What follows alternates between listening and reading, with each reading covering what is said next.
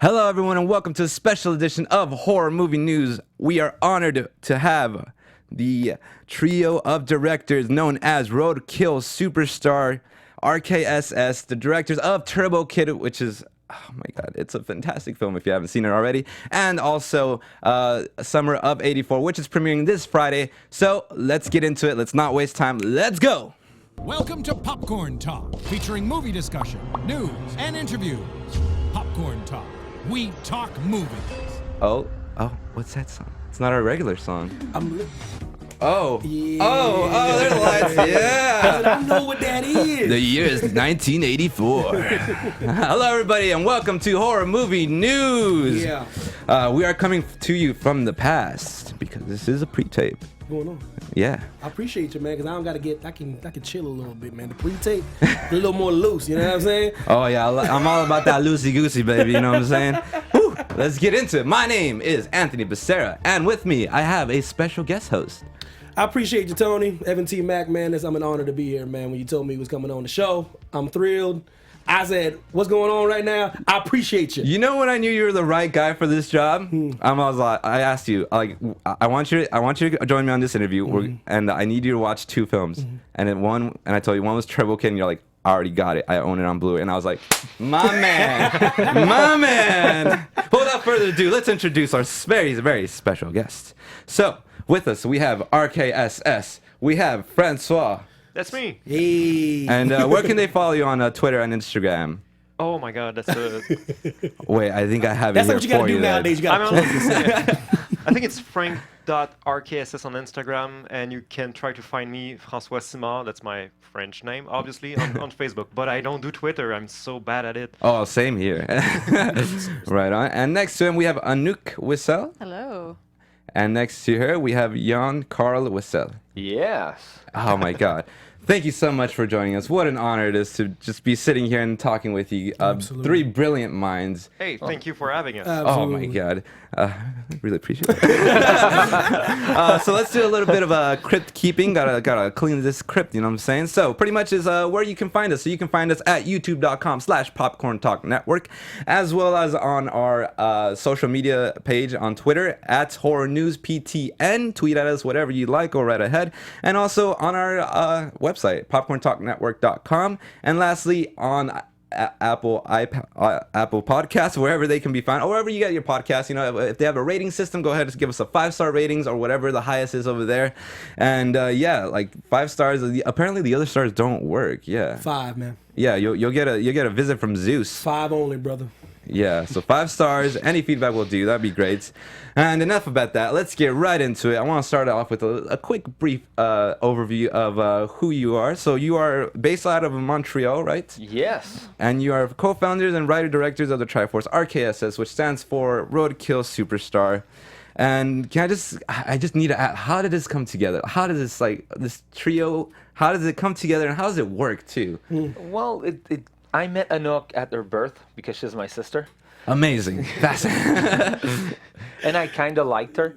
And Yeah, we met in animation school, and we've been together for more than 18 years. We're an old couple. Yeah. Oh, nice. so I'm the third wheel, right? That being said, like Anouk said, we were in animation. We didn't go to film school at all. We just began to make short films just for fun as a group of friends. Wow. And at some point, some film festival wanted to show our movies. And they asked us, like, what's your name? What's the production name? We're like, oh, yeah, we know, we need that, right? So after a night of drinking, we came up with Roadkill Superstar, which we thought it was funny. That's It's great. like our death metal band name. Yeah. But now we're stuck with it. And the cleaner way is RKSS. Because RKSS. at some point we saw that the public likes what we do, and that gave us the motivation to continue, and now it's became our career. So Awesome. Right on. And how would you describe like your style of filmmaking? Is it like grindhouse, or is it just like slapstick gore fest? Because you kind of teeter from being very gory and serious, and also being very gory and like hysterical. Like it's hilarious. Like Evil Dead opposed to like I can't think of any old school grindhouse, but I'm thinking of like Planet Terror in a sense, which was like recent. Yeah, that's a good question. I don't think we have a particular style. We have a style of how we approach our directing and everything, but I think we want to keep exploring. Like Summer of '84 is very different than Yeah. Turbo Kid. Way different. And we want to do a kung fu film. We want to do a Oh, sci-fi film. We'll stay in genre. Like I don't see us doing a hard house. Like it's not us. Okay. But Yeah. to keep exploring, trying new styles. Like we want people that in 20 years when they see our filmography to go, oh, holy moly, yeah, that was good, close. it's all That good. was close. Appreciate it. They tried a lot of stuff. Yeah. Right on. So you like three separate minds though, like in creative ways. Like, how do you guys come together? Because certain things, personality clashes, things like that. You guys know each other really well. So when you're coming up with ideas, how do you guys, agree upon things? You know what I mean? You have to put your ego on the side. That's Right. what we learned a long time ago. When you pitch an idea, it's not your idea, it's an idea, and we all have to pick the best one.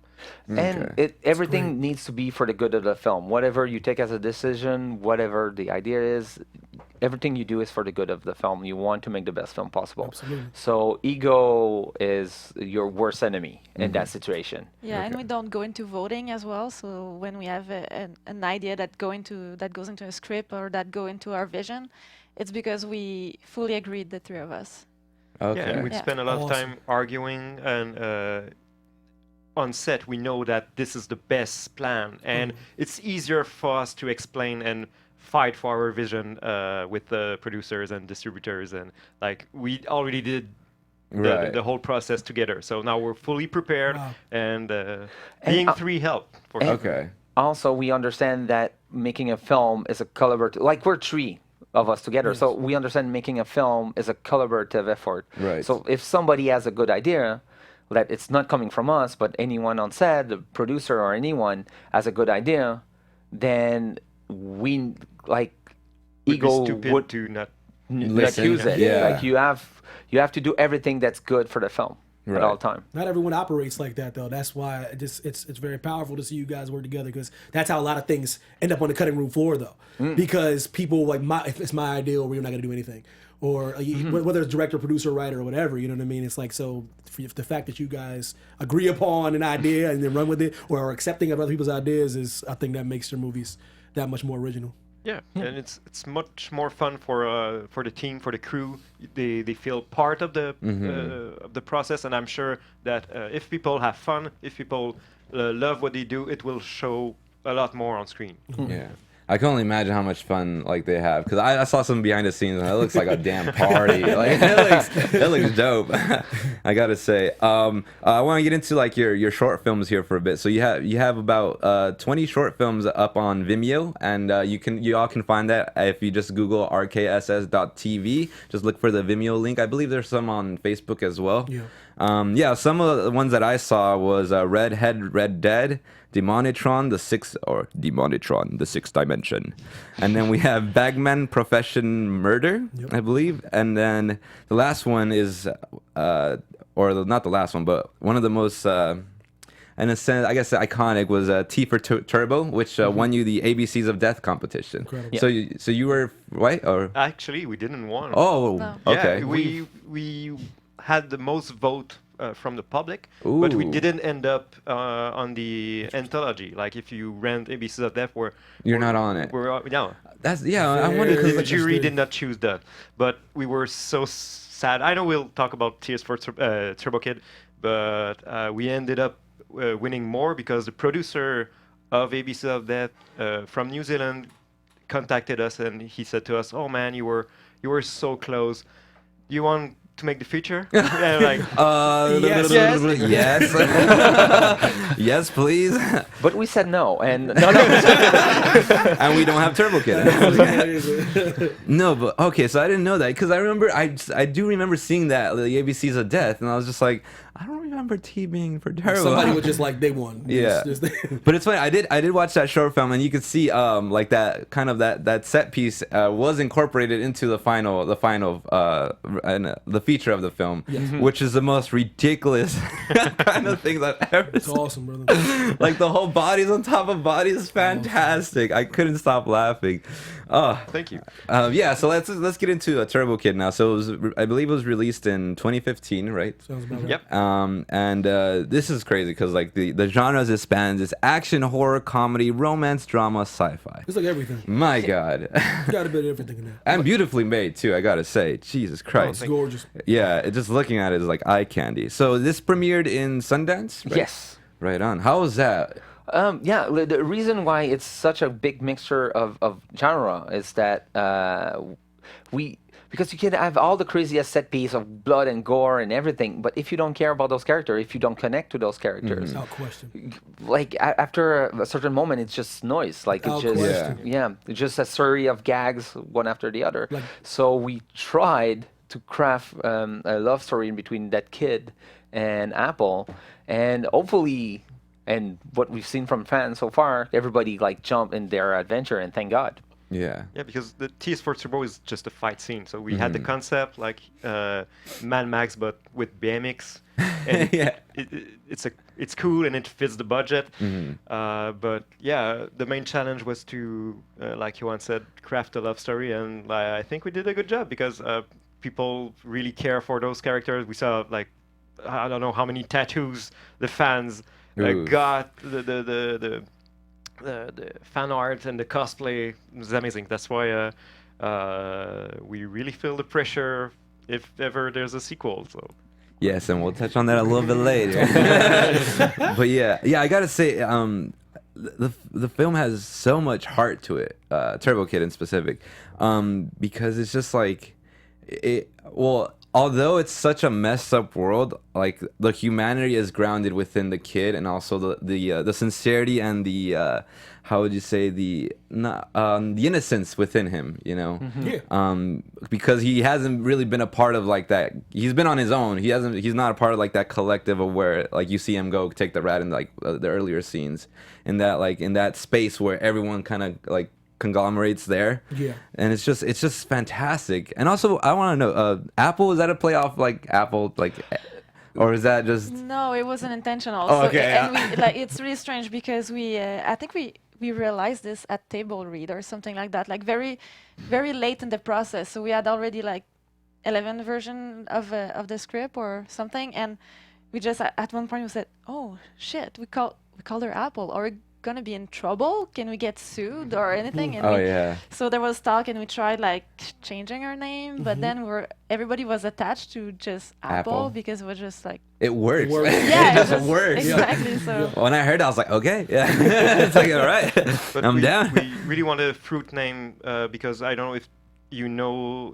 if you ever saw the movie Cherry 2000. Which one? Cherry 2000. Cherry 2000? Yeah. Oh, I haven't. It's a like a post-apocalyptic movie with a robot named Cherry, and we Okay. wanted like something That's to cool.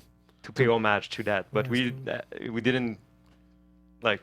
It was not Yeah. planned to. But at the same time, it fits. Like Yeah, she's robot. Yeah. And Apple shouldn't be angry. Like she's pretty advanced. Yeah. Like- yeah. Yeah, she's a friendship unit. Yeah, exactly. Right on. And yeah, so it went on to win roughly 24 awards worldwide. My Yeah, God, something around that, congratulations, yeah. I gotta Yeah. say. Oh, thank you. For your first feature, woo, How are you guys? fire. You guys, when you're making a film and you love what you do, like how were you when you started winning awards though for like your vision comes to life? It's a masterpiece in its own right. It really is. Thank you. It is. And like, but how do you feel when you like when you're winning awards for your vision and you're like, damn, like it's like getting universally, because everybody like holds like Rotten Tomatoes as gospel, man. You get like y'all like 89%, 90%. Everyone's like that's like the holy grail of like reviews. Like, how do you guys take that in when you? It's surreal, I think. Yeah, I think we're it's- very yeah. Canadian about it. I think. sorry. So yeah, we take it with a little bit of oh, thank you, because all you want to do is do something that people will love, and hopefully people like it. And when you win an award, it just tells you that you did something okay. You guys are too humble. Oh my god. It's lovely. But it's good. But yeah, so just some of the stars. Michael Ironside, who plays the main antagonist, Zeus. How was that working with him? Fun. Yeah. Like we've become close friends. We went to just before coming because we went to Comic-Con to promote the film, and Anouk was animating a panel on horror over there. And just before we came, he came to Montreal for the Fantasia Film Festival, and we went to supper with him. So we've become like close friends. He's an amazing man. I was been watching it like my whole life. You know what I mean? It's crazy when you grow up with certain actors. You know what I mean? And like he's that guy that's in the movie. Like I know that guy. You know what I mean? So so it's like I know that one guy. No, but like when you get to work with actors like that and you're presenting a script to him, like how do you? Did you envision Michael, or you just? We wrote the part for Michael. Oh, Because nice. he's perfect in it, you know. He's just, he does what he always does, you know what I mean. He's sinister as But he brings fuck. something different in that film, though, doesn't he? Though, like something just he's a little more hardcore than usual in that movie. Oh yeah.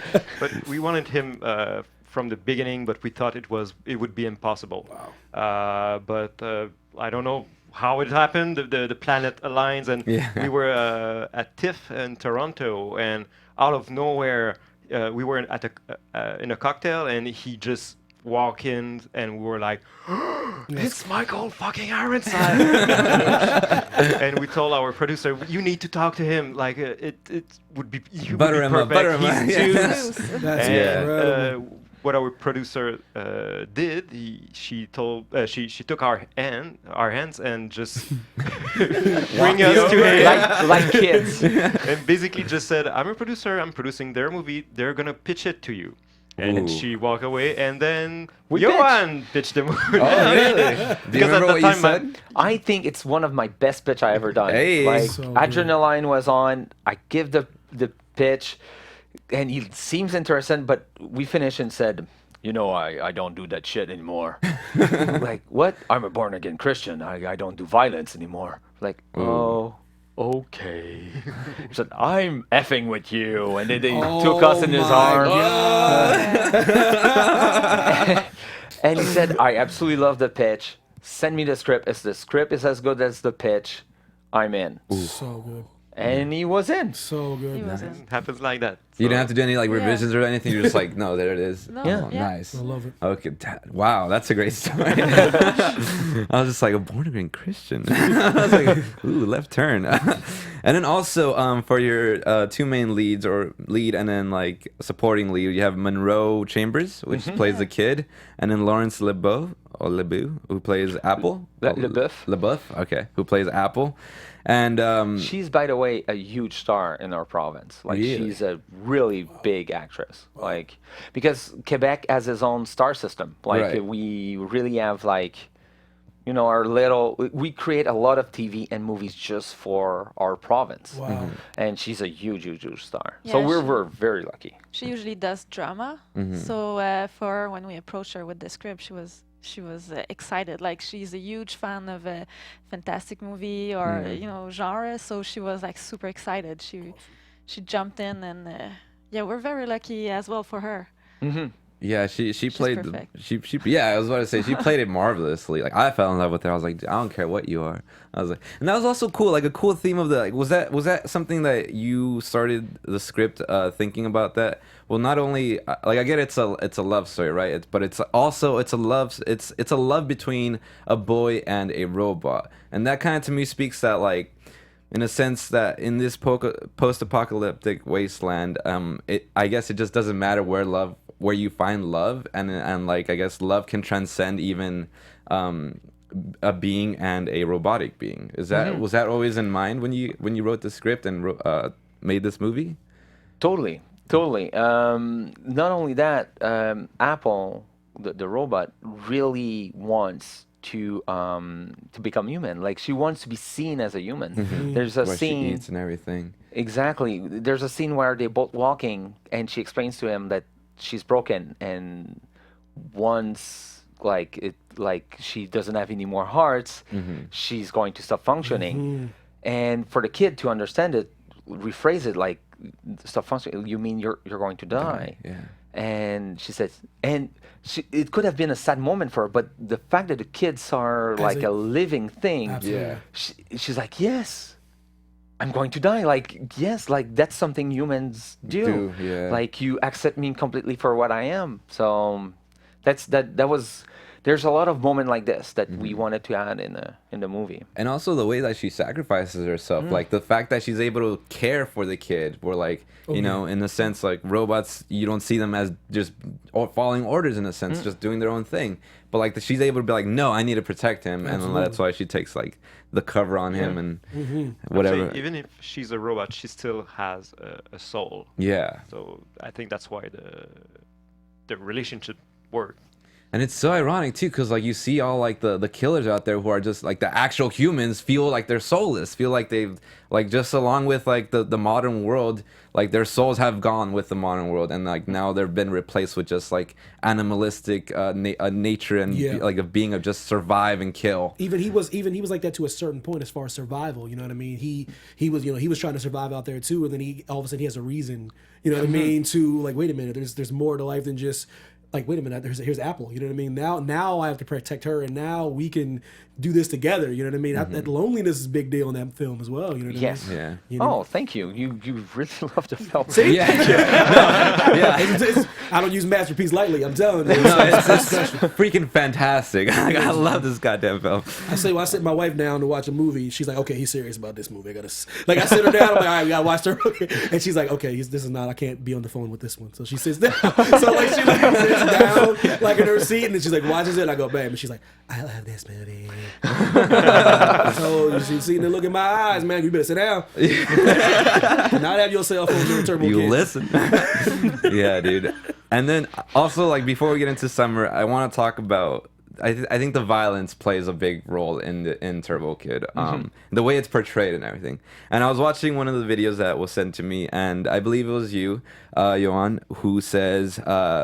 We like to entertain. We like to entertain with our violence instead of like not shock. He said something along the lines that it's like Bugs Bunny for adults. Yeah, and that made me crack up because that's literally what it is. I'm just like, oh my god, this is like Looney Tunes if they could murder each other, like in the weirdest ways too. And I just gotta say, what would happen if Wile E. Coyote couldn't actually like, just climb up off that ledge and just like splatted? Yeah, exactly. And I would like to ask to each of you, like, where does that influence come from of having like that really hardcore gore, and also mix it with such hilarity and like just it's so because it's so virtually it's violent, that's so over the top that you're just like, oh my god, but you can't help but laugh because of how like absurd it is in a sense. Like, where did that stem from? It's like rated R, like Three Stooges, man. I guess we're a huge fan of early Peter Jackson movies. Oh, like Dead Alive, I believe. Dead Alive and Bad Taste. If you like that kind of humor, seek those movies. Yeah. It's amazing. Sam Raimi's. I was about to say Boomstick. Yeah, love your shirt. Yeah, thank you. Carpenter. Yeah, that's my guy. And Trauma as well. We saw a ton of Trauma Trauma films. Okay. When we were growing up. I know when we presented Toxic the Avenger at Fantasia with Lloyd Kaufman, and we saw Toxic the Avenger. It's been a long time since we saw it, and we're like, oh, that's where we got that gag from Bagman that we like the early short film that we did. Yeah, I saw that. We saw that we were hugely influenced by Trauma. Okay. And I think like things sits in the back of your brain, and you don't remember exactly where they're from. And subconscious in your subconscious. And yeah. It's kind of messed up to have like trauma in your subconscious self. and I want to add also Paul Verhoeven. We love RoboCop and Total Recall. Right on. Starship Trooper with I was Michael. about to say, Starship That's a Trooper. very underrated film, man. Starship Trooper. Oh, I love Starship. Would you like to know more? That's one of my favorite lines. I don't know why. But would you like to know more? But the violence you guys put in the movie, it's not like it's forced violence though, because that in that situation in Turbo Kid, like that's probably what it would be like. Oh, for It's sure. Like, it is like Mad Max out there. Yeah. it's insanity. We're talking about like water. We're talking about like food. We're talking about shelter, survival. Like it would be kind of violent, wouldn't it? Though I think as far as we be reverted to our animalistic tendencies. Yeah. So it's not like we're just doing violence to sake of do violence. You know what I Right. mean, to put butts in the seats and sell tickets. That's probably what it would be. So I like that it's not, you know what I mean? It's not just there to be there. You Yeah, know, it's it just actually- definitely justified violence. Yeah, and I love that though. You know what I mean? Because we like violence. And I'm a dude. You know what I mean? I like that kind of stuff. But I was like, that's probably what I probably try to do. Mm-hmm. I wouldn't mind being Zeus. I was about to say like I wouldn't mind. I know I would be dead. Like I have Yeah. none of that in me. Oh, like I said, I'm being facetious right now. I'd be that guy like hiding behind me, like I'd be like Turbo Kid would that would never go outside though. I'm serious. I'm talking big right now. yeah, I remember like the first like hints of like, wait, is this gonna be gory as fuck? Like Seriously. Yeah, like when I was the yeah. first time watching, I was like, oh, this is cool. He's doing like the BMX tricks and Yeah, I was everything. like, I was like, oh, this hey, is man, dope. this is like retro. This is like yeah, my I was like, okay, I think it's like 90s. Like right away, I was like, okay, I get what it's going for. I dig it. Let's keep watching. Yeah. And once I see him like look up and there's just three heads on pikes, I'm just like, wait a minute, huh? It's like, wait, how bad? Like how gory is this gonna get? And I had no idea. Another Nothing level. could prepare me, and I was like, I love this so much. But just so you know, we cut at least half of the gore, half of the action that we wanted Dang. to do. Obviously, it's a movie, like it's a small budget. Yeah. And we were like, we'll do it with any budget. We'll make it work. So every day we cut. Every day was sacrifices. And I think because of that, the love story did like take a bit more place. And like we said before, it's good because people really connected because of that. Maybe we would have, like people when we say that we cut half of the gore, they say, we wanted more blood. Are you crazy? Where's the director's cut? That's one of those things. Oh man, though. I wish. That's one of those things though, but with, like your development with the character, that's what people really want though. They say that, you know what I mean, they want the gore, but the characters, when you care about what happens man. to your character, that's the best movies you've ever seen are those movies. Even if you don't even realize it though. Yeah. Like you care if Apple dies. Yeah. You know what I mean? Like Yeah. that really bothers you if she would cease to And exist. we actually had to choose. Oh, sorry. Between doing a gore gag, the effects is already done, it's there, Oof. or shooting the ending. So you shoot the ending, Yeah, right? yeah, Because Yeah. Yeah, that's true. apparently it's important to the film. Apparently, yeah, endings, yeah.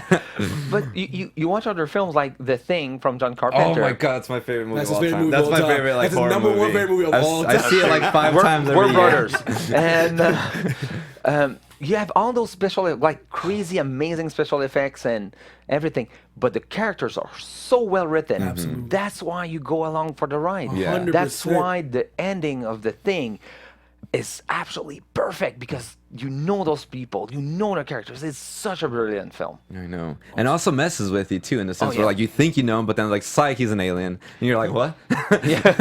Oh man. Thank you so much for that. I love that movie. He's he's salivating when I say that. You just say that, he's like, what? Well, that and now this year, Hereditary was a big one for me. I don't know if you guys saw that. Not yet. yet. Oh yeah. my god, that movie! Can't Oh, wait. sorry. I like black out and I just start spouting everything about it. But like, yeah, that's a fantastic film. I don't know. You might. I don't know. It's polarizing for sure. But I It really looks love brilliant. that Like film. I know I'm going to love it. Oh man, Ari Aster. Yeah. I don't want to read anything because I don't want to. Good. Yeah, going Yeah, to be blind. spoiled. Yeah, Yeah, going that's blind. A it. lot of people were Yeah. really let down because of what the trailer kind of showed them, and they're like, it's nothing like this, and they're like, anyways, that's neither here nor there. No, yeah, getting back to what you guys saying, I had a question about, so like, budget wise, does not having like a $400 million budget, does that force your creativity? Does it force you guys to be more creative? Would you prefer having a budget, like unlimited budget, or do you feel like your movies have more texture, more substance to them because you have to like, you know what I mean? You're forced to innovate. You have to in a like kind of like sense. Walmart the thing, you know what I mean? You got to go to like, you got a thrift store movie, you know what I mean? Because I find it makes it more phenomenal, to be honest with you. But what would you prefer though? I think both.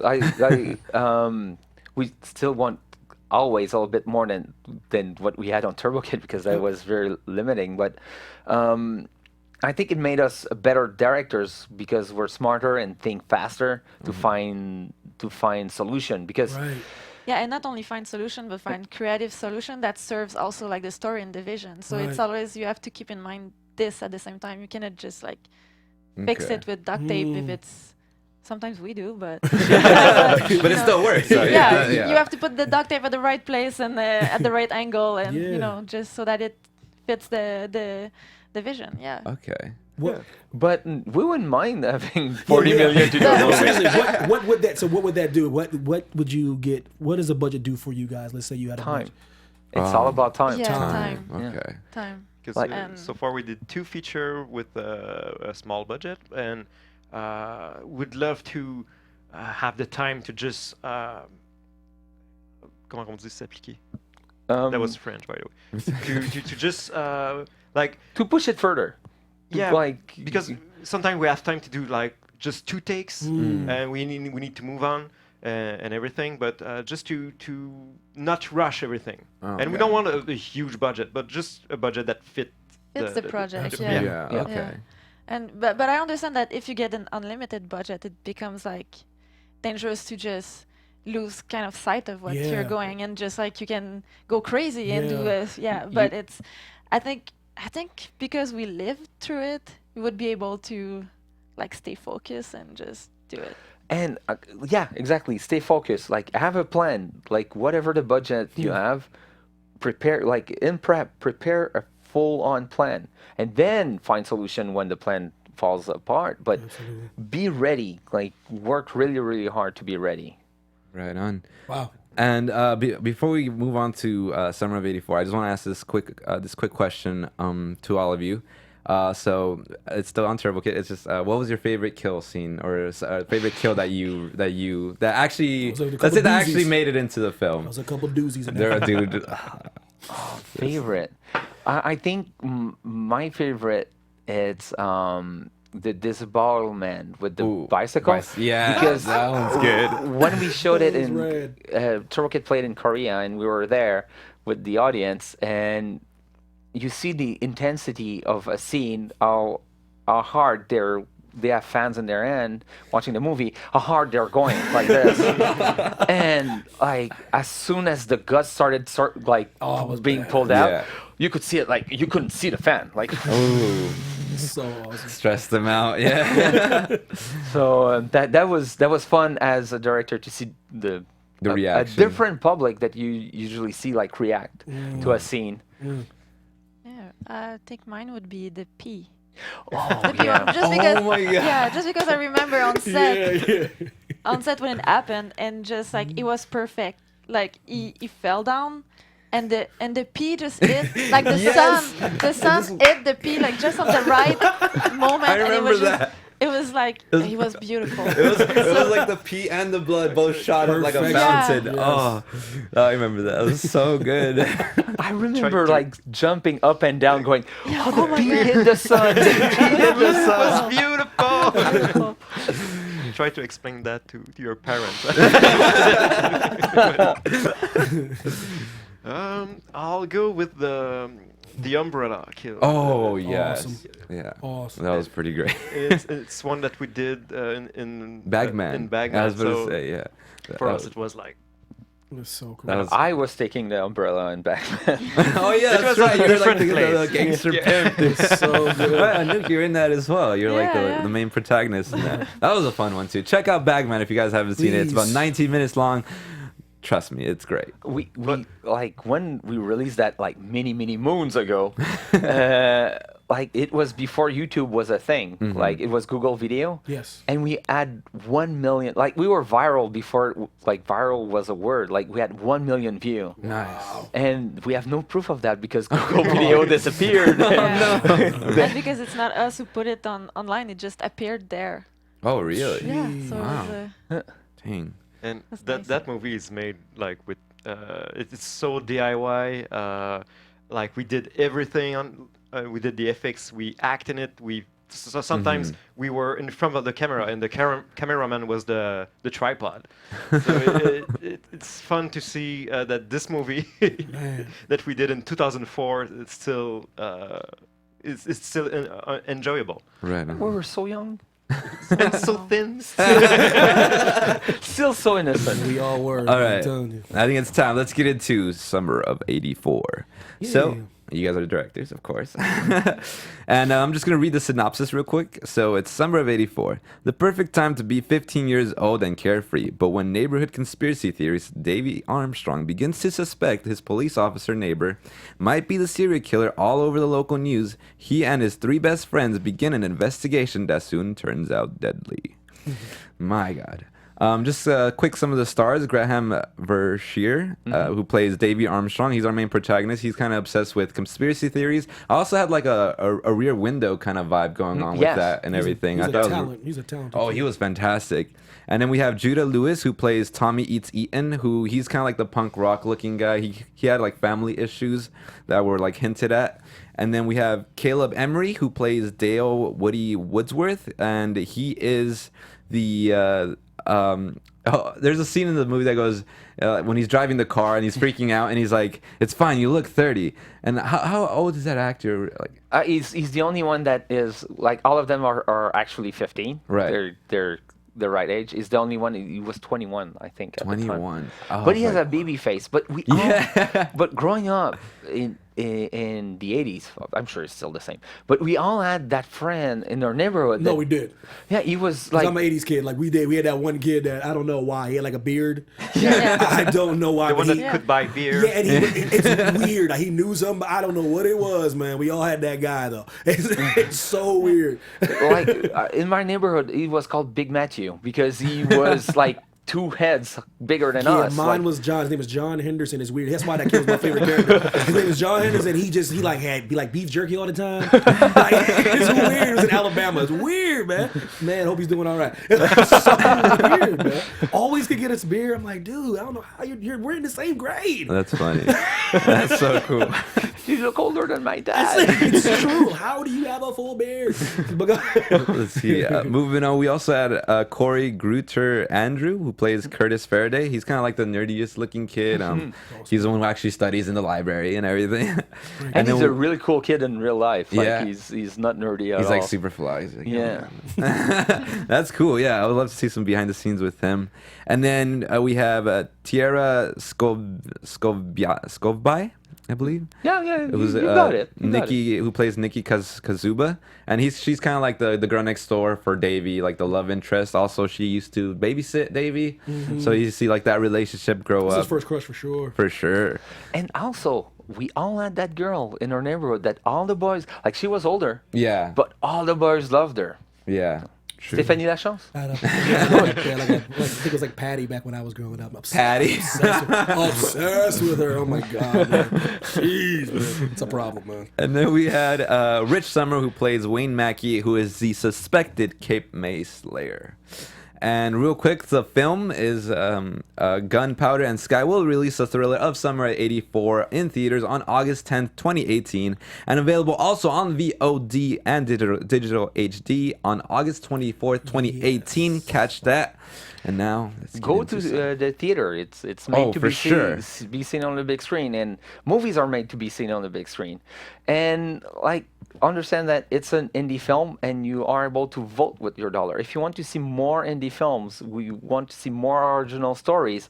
It's by buying the film. Prove to the question. producer that gives us money because they make the money. Right. That this is the type of film you want to see. Yes. That's like you have so much. Like the audience has so much power. Yes. So much power. They decide what's being made. Yeah, especially today in like social media, the social media age, like they have petitions for like trying to get James Gunn back, like for like that whole Marvel fiasco that happened. But yeah, I honestly I love that view that you said, Johan, because you said vote with your dollar. I never thought about it that way. Yeah. I'm like, that does make like me, like hearing that makes it more in a sense.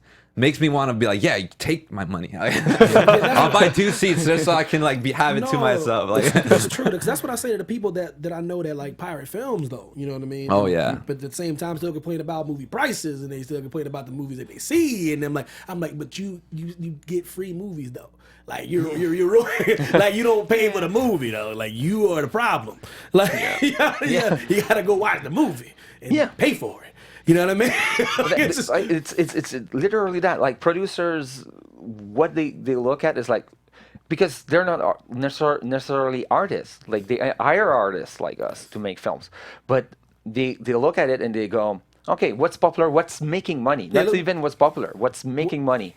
So, oh, that's making money. I'll put my money into that type of film to be able to get money back. Because they don't want to lose money. Like, so No, they're like, it's a business. Yeah. So It's show business. We're the show side, and they're the business side. Wow.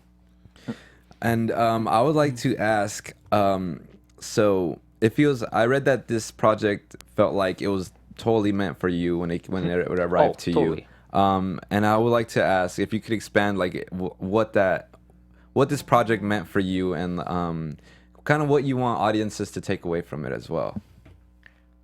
I need to say just before that, it was in 2015. We were in LA for the Turbo Kid premiere, and that's where we met Matt Leslie, one of the writer, and he pitched us his story. And so far, yeah, we love Goonies, we love Stand By Me, we love The Burbs, and then he told us the ending, and we're like, really?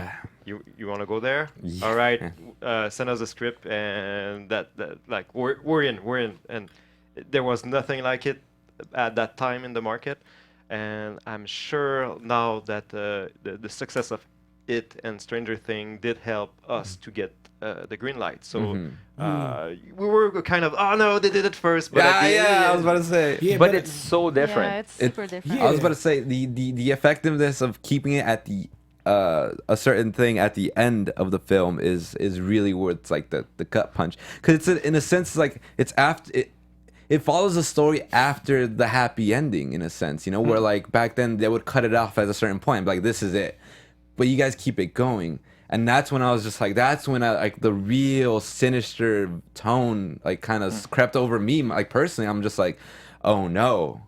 Because like when it ends, when it doesn't end at that certain time where it's just like, yeah, everything's good, that's when I'm just like, something bad's gonna go down. Like something really bad's gonna go down. And then I just witnessed it, and I was just like I could not believe. Without saying too I know much. we can't say too Don't much. reveal the ending of the film, Right. Tony. But I would like to. Just so you know that's exactly why we said yes. Okay. We knew that this movie would be different than the others, And it felt written for us. Like it felt like we written it, which was great. Wow. That's the thing, because it's the first movie that we direct that we didn't wrote ourselves. Oh. awesome. But we felt so passionate about the story that we were those kids when we grew up, and for us it was an easy pick. Wow. I think it shows on screen that we love that idea, and like those four kids were a weird mixture of all of us growing up, like, and our neighbors and everything. Me and Anouk were growing up. We had the Writer Digest Big Book of Mystery, and we would hunt like Bigfoot in our neighbors. So So you guys related to like Davey and his conspiracy, Yeah, like kind totally. of I love it. I'm a lot of Faraday as well. I have to admit. Faraday. Oh, okay.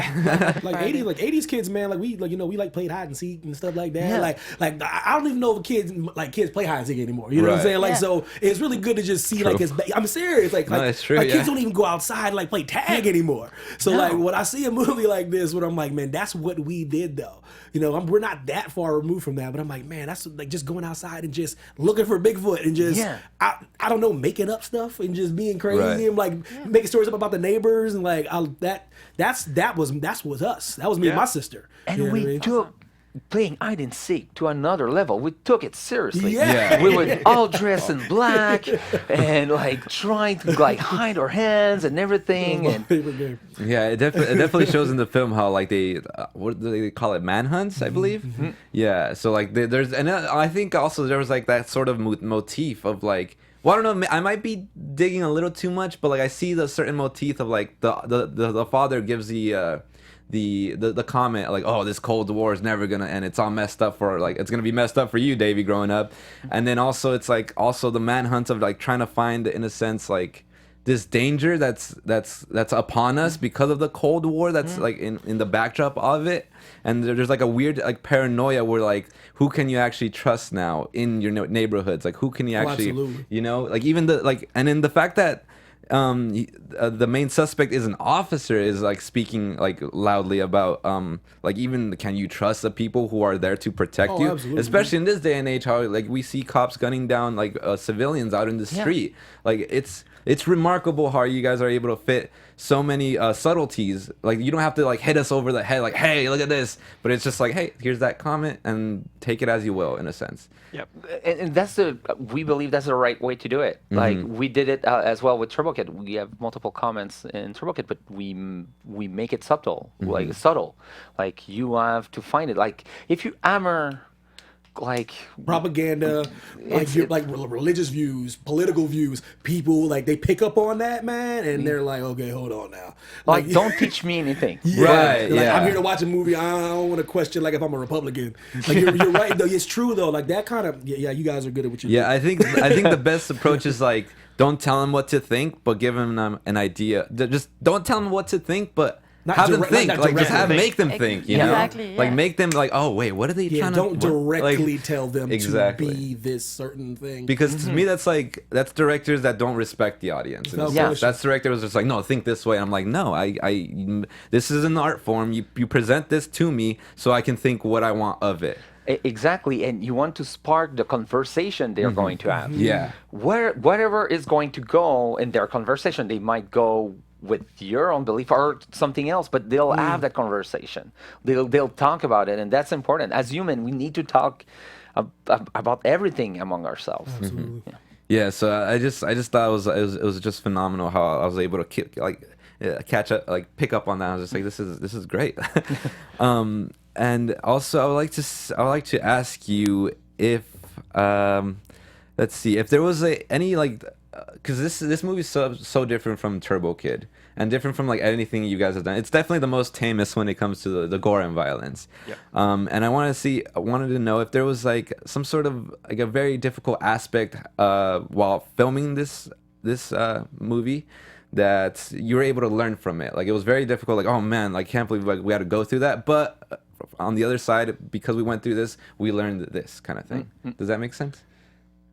Yeah. I hope I posed that Yeah. question right. Okay. But not on this one, but on Turbo Kid, Okay. and it's something we learned that we applied on Summer of '84. Oh, But perfect. we learned to survive, and sometimes you had only 1 hour to do the whole scene, and I have my whole storyboards with all the shots, and we're like, we have no time. What do? Well, we have no choice. Just put the camera there, and we'll do the whole scene in one take, and it's a oneer, and that's it. And I was like, it's not going to work. And On TurboKit, you were full on angry. I just threw my storyboard, and I'm like, all right. And then I saw we were at the monitor, and I was like, yeah, it's working. But Laurence and Monroe are so good. And it was the scene at the video store when she I teach- strode genitals. Yeah, she teach the kid to fight. Oh, And- that's right. And the scene is different from all the others because of that, and it I don't know, it became one of my favorite scenes, and we're like, oh, you can do that. So it's a trick that we applied on Summer of '84 because we didn't have the time again, and we knew that we could get away, and sometimes the scene is very good if you just And even better yeah sometimes. it let the movie breathe if you can. Yeah, you guys. I'm glad you touched on that. This film's like perfectly casted. The kids are perfect. They are. They're just perfect. They seem like they've been friends thank you. forever. They're just good. They're good, you know. But like having brilliant young actors though, that has to help though when you need a one take though, because directors can like want things, you know what I mean, but they gotta deliver it. What's the process of going in and getting that kind of brilliance as far as actors goes? Those young whippersnappers, you know, 'cause they're pretty good. They're really good.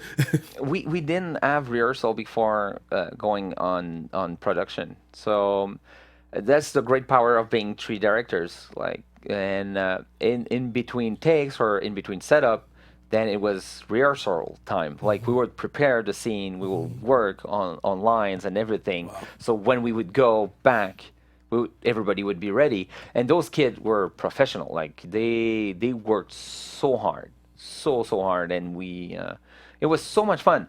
I think like a lot of people says that you shouldn't work with kids because it's hard. But Depends on the kid though. yeah, true. And I think the fact that we're like three teenagers that will never grow up makes it easier for us. I don't know. We really connected and we really had a great time, and it was a ton of fun.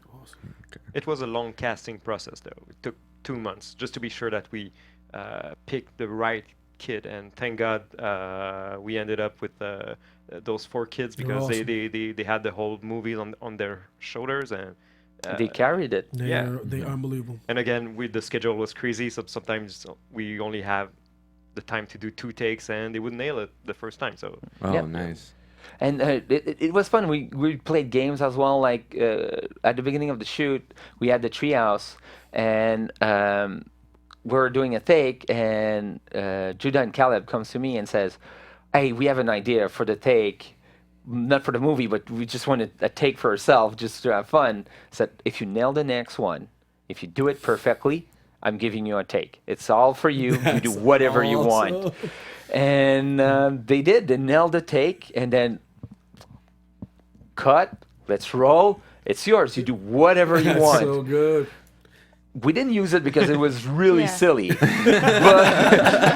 it's gonna be in the bloopers, really. Oh, nice. but Okay. it was a good time. Like everybody laughed, and you need to have a good time on set. Like making film can be stressful and full on anxiety, but we're having fun. We're having fun every day we're there, and we want the actors to have fun every day they're there, and we want the whole crew to have a good time, because at the end of the day, like Anouk said in another interview, we're not doctors. We're not saving lives, so it needs to be fun. We need to have fun doing it. Wow. Yeah. said. That's Well said. great. Yeah. Great note. In some of the material that was sent to me, it was mentioned that I'm not sure who said it or where it was mentioned, but it does say that the 80s was the best time for cinema. Do Yeah. you guys agree with that? And also, can you expand on why? I agree. Obviously, yeah. It felt like the filmmakers and the studio and everybody just trusted the audience more. Mm-hmm. Like they were more maybe creative and more willing to take risk as well, and just we like E.T. or no, you don't see that kind of movie for kids anymore. Like it's really It's a sad film. yeah, it's Yeah. a sad film, but It is. yeah. That movie will crush your soul. Oh my God, yeah. Yeah. Oh. I cried like a baby. Yeah. I ain't gonna lie. But it will prepare you for life. But that's what I was saying because I'm like Uncle Rico and like Napoleon Dynamite. I'm like stuck in the '80s, so I always I listen to '80s music. It's weird, man. It's just like shout out to my wife for being the same age as me because we were good. But we were watching like Adventures of Babysitting like just a couple of days ago. Oh, man. You know what I mean? Just random and I'm just like I say to her all the time, I go, babe, they couldn't make this movie anymore. They just would not make this movie anymore. That pitch would be hard to That's what I'm have a saying, like- studio to jump on that type of film. Like Yeah. Weird Science, because that's one of my favorites of all time. They just don't make that. They don't make Big Trouble in Little China anymore. Weird Science is such a good example. What's the pitch for it? It's like, okay, it's 2 horny kids Seriously. that use a Barbie doll to make a real Like honestly, like Yeah. and she teaches 60 them chick- about like life, like in like it's ridiculous, but she teaches them so much. Yeah.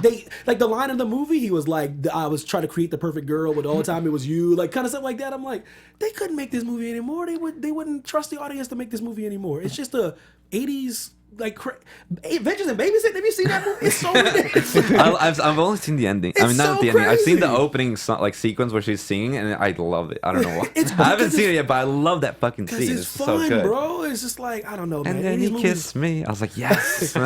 Whipping her hair. I'm like, yes. I love this. I don't know why. I love horror, but I also love this.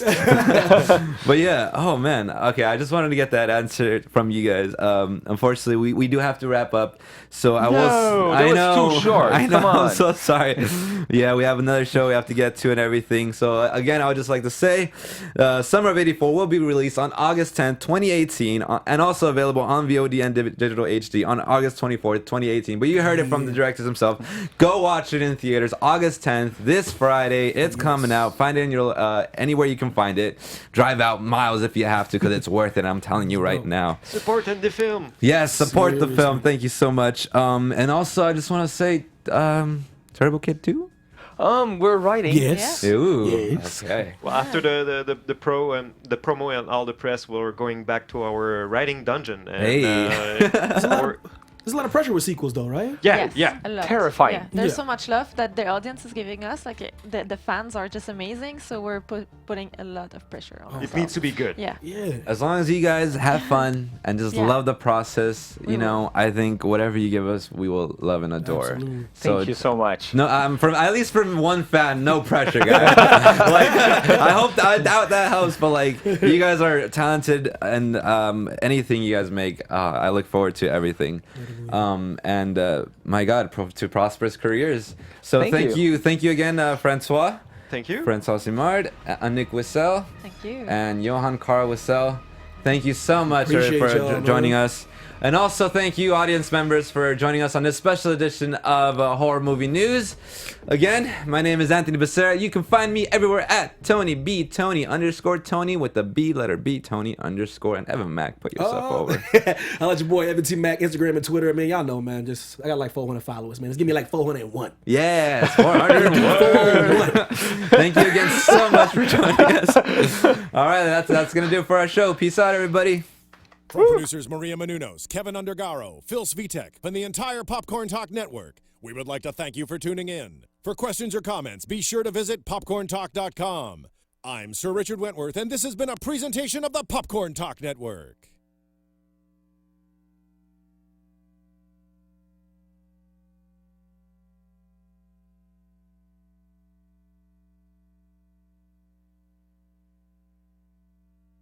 The views expressed herein are those of the hosts only and do not necessarily reflect the views of the Popcorn Talk Network or its owners or principals.